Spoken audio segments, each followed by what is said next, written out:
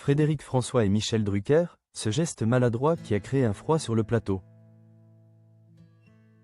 Frédéric François chez Michel Drucker, quand la lumière des projecteurs ravive les ombres familiales. Le dimanche 9 novembre 2025 restera gravé dans les annales de l'émission « Vivement dimanche ». Comme un moment de grâce télévisuelle, mais aussi comme le point de départ d'une onde de choc familial.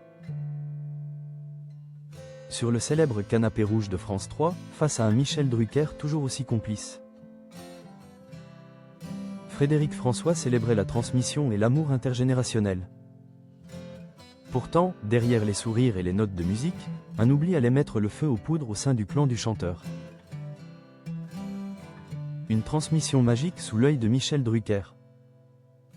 L'émission avait commencé sous les meilleurs auspices. La légende de la chanson française n'était pas venue seule. À ses côtés se tenait Matteo, son petit-fils de 28 ans. Fils de sa fille aînée Gloria, le jeune homme n'est pas qu'un héritier du nom. Il est le nouveau complice artistique de son grand-père, directeur artistique du dernier album de la star, intitulé « Tout s'oublie un jour », Matteo incarne cette relève dont Frédéric François est si fier. « Je suis né dans une famille d'artistes », confiait le jeune musicien sur le plateau. Évoquant sa mère peintre et sa tante Victoria, réalisatrice de clips. Ému aux larmes, Frédéric François ne tarissait pas d'éloges sur cette collaboration unique. Être avec Matteo sera un des plus beaux souvenirs de ma vie.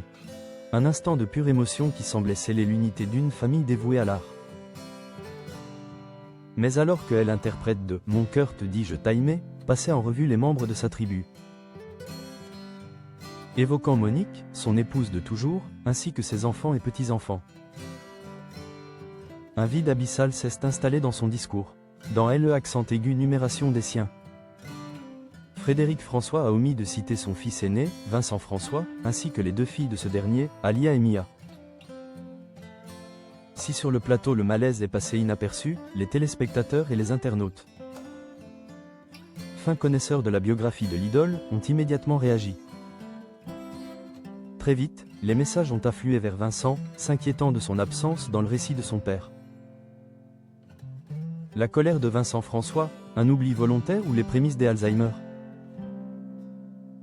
Loin du plateau parisien, c'est depuis Bangkok, en Thaïlande, que le fils aîné a pris connaissance de cette exclusion médiatique. Sa réponse, cinglante et empreinte d'une amertume manifeste, ne s'est pas fait attendre. Sur sa page Facebook, Vincent François a publié un message au vitriol, transformant un oubli de plateau en un conflit public. « Rassurez-vous, je ne suis pas mort ni malade. Je vais très bien », a-t-il d'abord lancé pour rassurer ses proches. Avant de décocher ses flèches vers son illustre géniteur, pendant l'émission, il a cité tous les membres de ma famille sauf moi et mes enfants. Serait-ce un oubli volontaire ou les prémices de la maladie des Alzheimer?